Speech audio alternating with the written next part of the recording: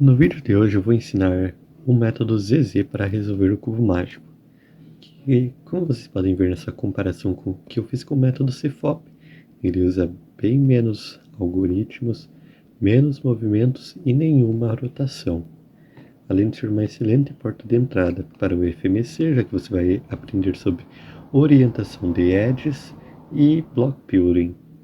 Porém, não é um método muito utilizado no Speedcube, porque você não consegue ver muito na inspeção, usa vários regrips, tem menos liberdades para movimento e o look ahead pode ser bem difícil.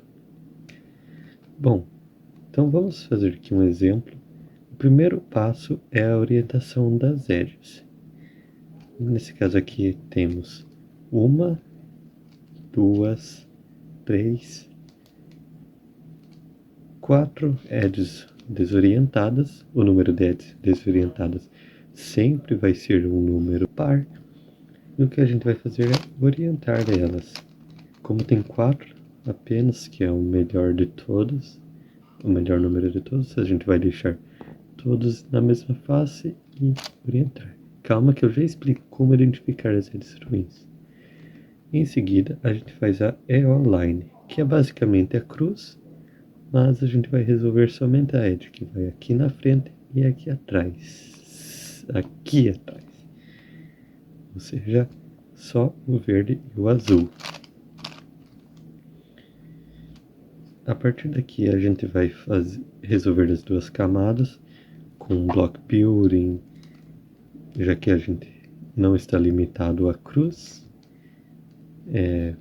Por exemplo, posso juntar esse canto aqui com essa edge. Então eu junto com esse aqui para fazer o primeiro bloco.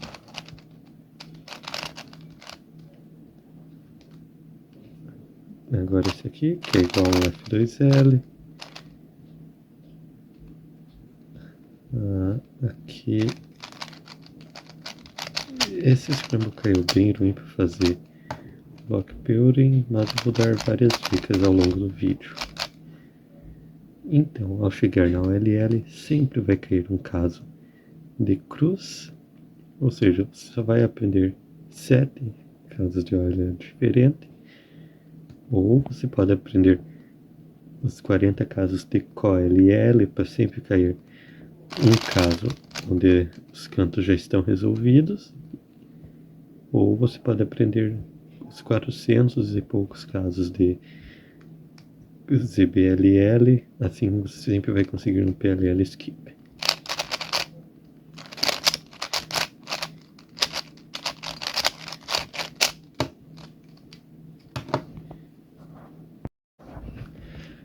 Então agora, começando de fato o tutorial, fazendo esse scramble aqui que eu vou deixar na tela,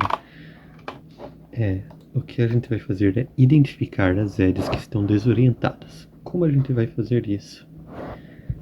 A fim de ficar mais fácil de explicar, eu vou estar explicando sempre com o azul na frente e o amarelo no topo.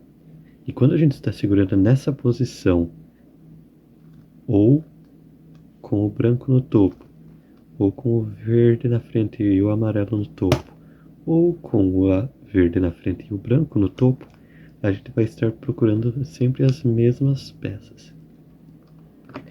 A gente vai olhar no topo primeiro essas 4 edges. Então a gente olha na frente essas 2 edges, a gente olha as 4 edges de baixo e também as 2 edges aqui de trás. Então a gente vai procurar duas coisas diferentes para identificar as edges ruins. Primeiro, sempre que a gente estiver com o azul ou verde na frente e o branco ou amarelo no topo, a gente vai procurar as edges que não são azul, branco, verde ou amarelo. Então vamos lá. E a gente também vai ver onde estão as peças brancas e amarelas, elas estão orientadas, ou seja, nessas peças que eu falei, ou desorientadas, como... Então vamos passar para o exemplo. Essa edge aqui está desorientada, porque a cor que está no topo é a laranja. Essa peça aqui está desorientada, porque o branco está aqui. O branco deveria estar ou no topo, ou aqui, ou na face de baixo, ou nessas duas de trás. Mas não, ele está na posição ruim, que é em toda essa faixa aqui dos lados, ou aqui nesses lados. Então vamos lá. Boa, orientada, desorientada, desorientada, orientada, porque o verde está no topo, desorientada, porque a cor que está aqui é o vermelho, desorientada, porque aqui está o vermelho, desorientada, porque o amarelo está na frente e não aqui embaixo, orientada, porque aqui é amarelo, desorientada, porque esse aqui, o nosso amarelo está atrás e não embaixo, desorientada, porque o branco está ao lado, orientada, porque o branco está aqui nessa faixa, na frente, e desorientada, porque além de ser vermelha, é a peça que tem o branco e ela está ao lado. Olhando esse diagrama de número de edges desorientadas, sempre que for um número de múltiplo de 4, ou seja, 4, 8 ou 12 edges desorientadas, o que a gente vai fazer é reduzir elas a 4 e então deixar em 0 edges desorientadas, ou seja, todas as edges orientadas. Agora, se for um número como 6, como 2, 6 ou 10, a gente vai reduzir a 2 e de 2 a gente vai deixar para 4 edges desorientadas e então deixar todas elas orientadas. E como vamos fazer para orientar? Perceba que se eu fazer um movimento de F, esse cubo aqui está resolvido, ou seja, todas as edges estão obviamente orientadas, mas se eu fizer um movimento de F, as 4 edges que antes estavam orientadas agora não estão mais. Então o que a gente vai fazer é trazer 4 edges ruins ou na frente ou atrás e simplesmente fazer um F, F', B ou B'. Bom, aqui, como podemos ver, já tem 4 edges desorientadas na nossa face, ou seja, eu posso fazer somente um F, ou um F2, que elas vão se orientar. Mas ainda tem 4 peças, que são essa, essa e essa, que estão desorientadas. Dessa vez eu vou trazer todas para trás. Vamos lá.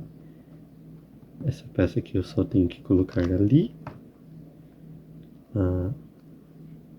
Agora eu vou trazer essa peça para cá e fazendo um D' e um L', deixar ela aqui. Lembrando que você não pode fazer movimentos de F nessa parte, quando você está organizando as peças para serem orientadas, porque movimentos de F e B sozinhos vão mexer na orientação das edges, mas você pode fazer F2 ou B2, que isso não mexe na orientação. Então eu já tenho 3 peças desorientadas. Eu já tenho 4. A última peça já veio aqui para baixo também, ou seja, eu posso fazer um B ou um B' e a nossa EO vai estar pronta. Agora um exemplo do que fazer quando você chegou a apenas 2 edges desorientadas. Como você pode ver, esse cubo aqui eu já deixei ele somente com duas edges desorientadas, essa e essa. E, bom, nesse caso, o que a gente pode fazer é deixar uma edge desorientada na frente e outra no topo. E fazendo o movimento de F, como podemos ver, as três edges orientadas que estavam na frente agora estão desorientadas. Então, de duas edges desorientadas, agora a gente tem quatro. Podemos só colocar a que estava faltando aqui no lugar dessa que ela estava desorientada e agora foi orientada. E bom, agora é só fazer um F que elas todas estão orientadas. Agora que nossas edges já estão todas orientadas, a gente vai fazer a EO line. Ou seja, é a cruz, mas somente a peça da frente e a de trás. A verde está aqui e a azul está aqui no topo. Vou fazer somente isso aqui. Essa parte é intuitiva, então não tem muito o que ensinar. E a nossa EO line está pronta. Agora a gente vai fazer block building. Existem duas formas de fazer block building.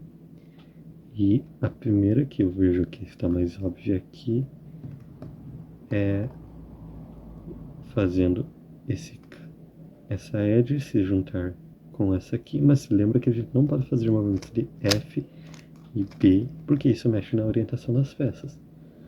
Então a gente vai fazer um R, o linha, R linha, e a gente fez esse bloco. Então a gente tem que conectar esse bloco com a edge laranja e azul, que já está aqui em perfeita posição para orientar. Você só tem que baixar, conectar aqui e baixar, fazendo o nosso primeiro bloco.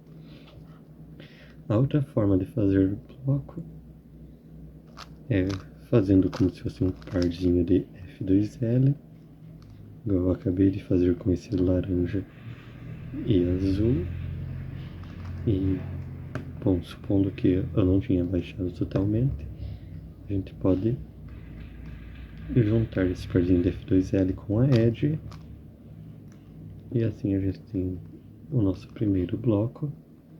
Para o nosso segundo bloco, a peça já está conectada aqui, como se fosse uma cruz. Então a gente pode fazer F2L normal, lembrando de não fazer movimentos de F, F', B e B', pois isso mexe na orientação das peças. Ou seja, a gente só vai fazer o F2L com movimentos de R, U e L, como eu acabei de fazer esse aqui.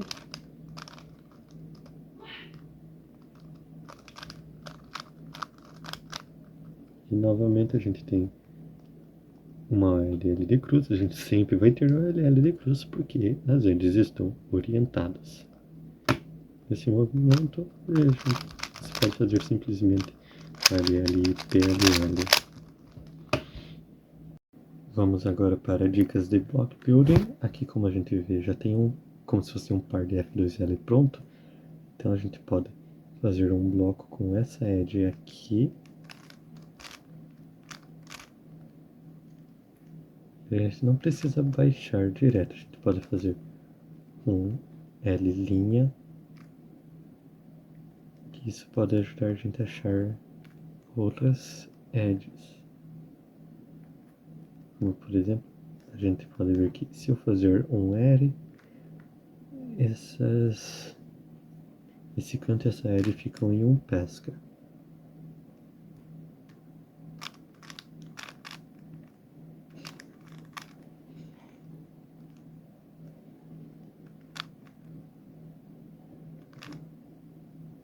Agora a gente pode resolver essa aqui.